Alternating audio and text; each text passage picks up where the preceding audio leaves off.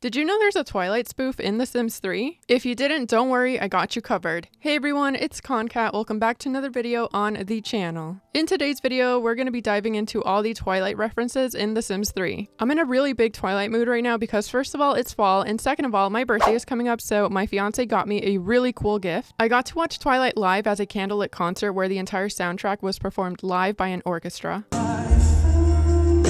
dream about being with you forever. Forever.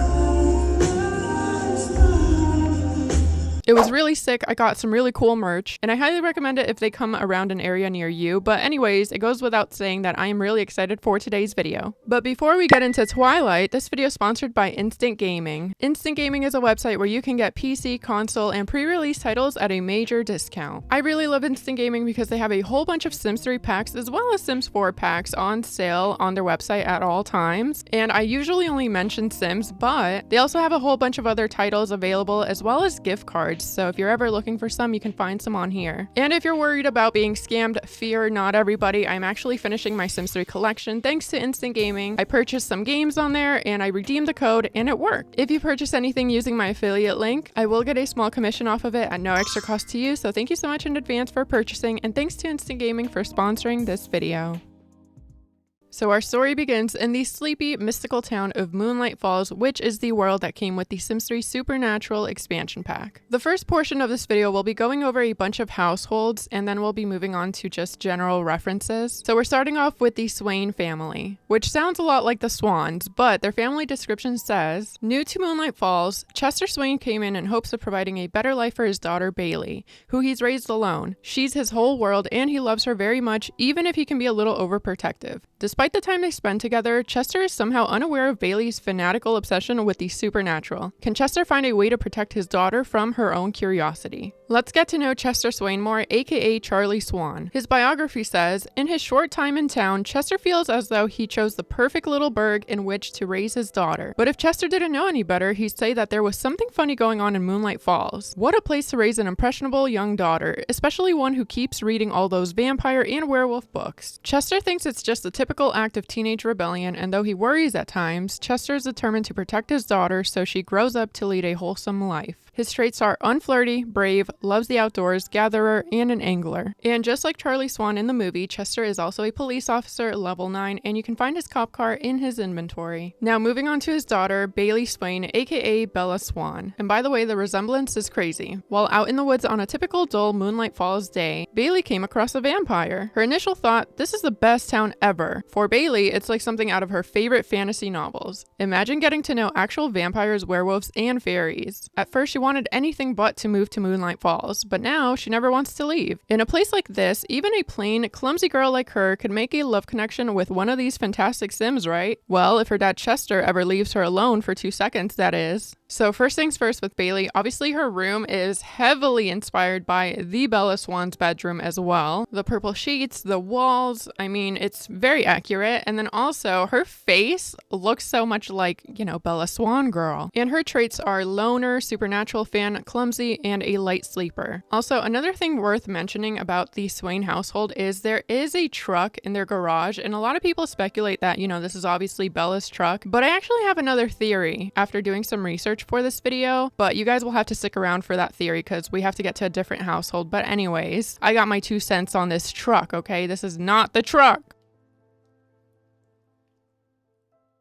So up next, we're going to be jumping into the Van Gold household, aka the Cullens kinda sorta. The Van Gold's description says, the Van Golds go back hundreds of years to the very first days of Moonlight Falls. Of course, for a vampire family, that's just a single generation. Aidan Van Gold, the current patriarch, claims to have had a hand in the actual founding of the town, a claim which is hotly disputed by his rivals, the Wolf family. Can the Van Golds secure their place as the Moonlight Fall founders, or will the wolves rise up and claw it away from them? So here we have another hint towards the movie. Obviously, Twilight, there is a rivalry between the Cullen vampires and the TWILIGHT werewolves. I hope I said that right, by the way. So now the family members, starting off with Tristan Van Gold, aka Edward Cullen. His biography says, taking after his father, Tristan is very polite and more than a little stubborn. Unlike his dad, though, Tristan has a strong romantic streak on him, and he often stays up late composing love ballads on his guitar. He hopes to be a world-famous musician someday. Although he has many first dates, it's getting to that second date that's always always eluded him. He might seem quiet or even brooding to most, but Tristan knows he's just saving up his most powerful emotions for that one special sim. His traits are brooding, flirty, virtuoso, and just like Edward in the movie, he is also a vegetarian. Like his biography mentioned, he does play the guitar, not the piano. I just cheated his piano skill for, the extraness of the video. But he does play an instrument just like Edward does, except he plays the guitar, Edward plays the piano in the movie. Up next, we have Emily Van Gold, and this might be far-fetched, but she does remind me of Alice Cullen. Also, a couple of years ago, I did give all these Sims makeovers to make them look more like they did in the movie, and this is what I ended up doing with Emily. Emily's biography says, a vampire who loves pink, pop, and lots of it. Emily missed the memo that encouraged all vampires to embrace a gothic lifestyle. Struggling to accept the vampire lifestyle, Emily loves a good salad and spending time in the sun. She also finds cuddly and furry animals to be the cutest things in the world. And while her father assumes that the most controversial thing about his bubbly young daughter is her choice in colors, he would never suspect that young Emily secretly has an unwavering crush on one Waylon Wolf, the drama. Her traits are artistic, party animal, night owl, and excitable. And although her story really doesn't align with Alice's story in Twilight, it's the bubbly personality that kind of gives her the Alice vibe in my opinion. But other than that, she really doesn't tie into the lore too much, I don't think so. So up next, we have Aiden Van Gold, the leader of the house, aka Carlisle Cullen. Ooh, I like this man. Now actually, one thing I should mention is Aiden is meant to be more of a spoof for like old school vampires or whatever, but if we're talking about Twilight Girl, then this is Carlisle, okay? Period. Here's the makeover I gave him a couple of years ago, and ooh,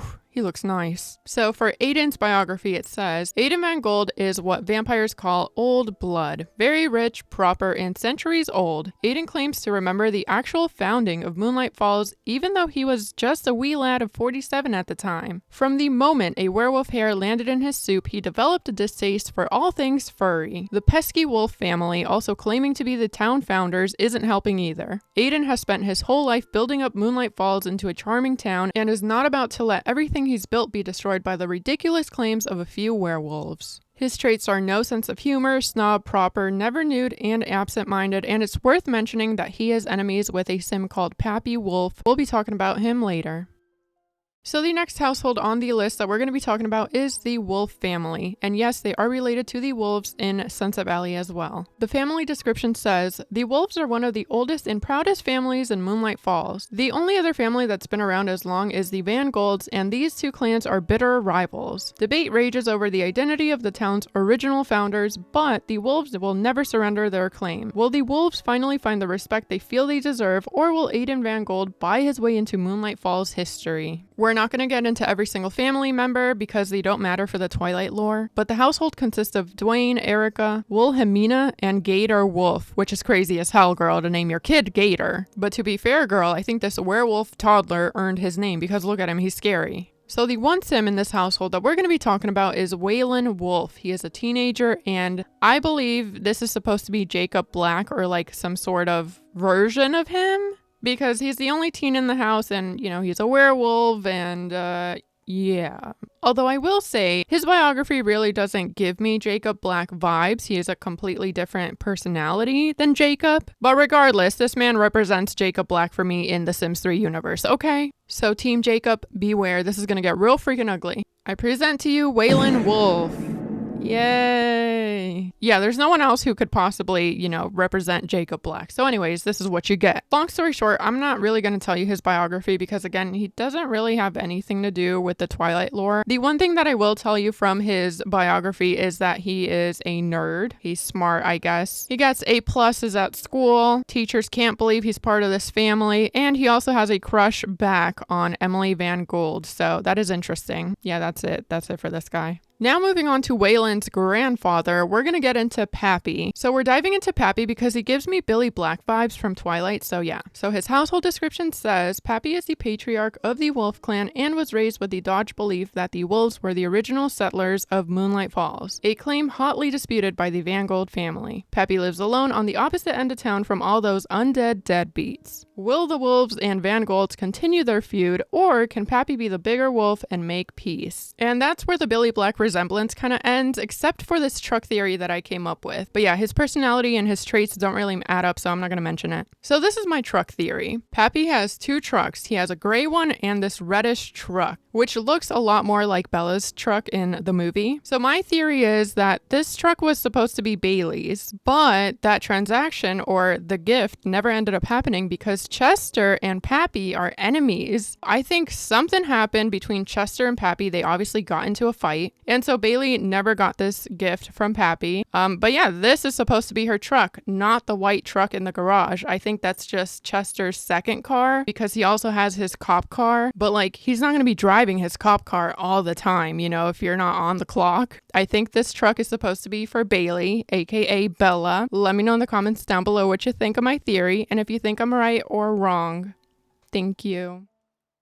All right, so that was it for all the households as far as like rivalry and lore with households go. Now we're going to get into general references from Twilight that are in The Sims 3, starting off with 2 interactions that we have. So the first interaction that we're going to be taking a look at is make promise to protect, which sounds kind of far-fetched, but it's giving Edward Cullen Girl and Bella Swan. Both Sims, the one who says it and the one who is receiving this information, get a positive moodlet, and you can also call your protector, by the way. I did forget to show you that. And the next interaction is confess to watching you while you sleep, which is a dead Edward Cullen giveaway because this man likes to go through windows and watch Bella sleep for months. And honestly, my girl in the movie didn't seem too bothered by that, but my girl in The Sims did. So watch out with this interaction. Your Sims might get creeped out. For the next Twilight reference, I had to age them both up to adults because only adults get this option. Vampire adults, to be clear. And what I'm talking about is the immortal lifetime reward that your Sim can redeem with 30,000 points. Once your vampire sim redeems this reward, they will no longer burn when being out in the sunlight. They will actually have the skin of a killer, like Edward Cullen once said. They will literally sparkle.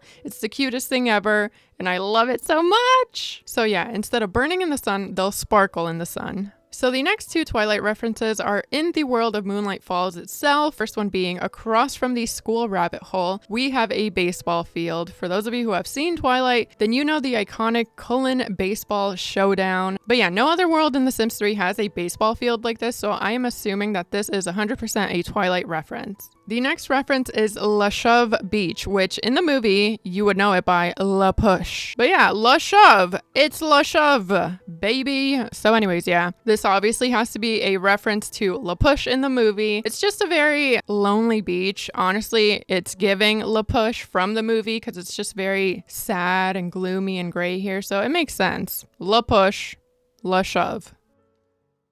And those are all the Twilight references that I found in The Sims 3. Let me know in the comments down below if there's a reference to Twilight that I didn't catch that you guys may know of. I would love to know if I missed anything. I'm always on the lookout for lore in The Sims 3. I really love learning about new lore and sharing it with you guys. I actually used to do lore TikTok videos, but this is my first official one on YouTube. So let me know also what you guys think of it and how I did. And if you want any more lore videos from me. But anyways, if you guys enjoyed this video, make sure you let me know by hitting the thumbs up for me. If you haven't subscribed yet, make sure you do. We just hit 20k subscribers, by the way. Thank you guys so much for all the support. But yeah, that is it for this video, and I'll see you in the next one. Goodbye.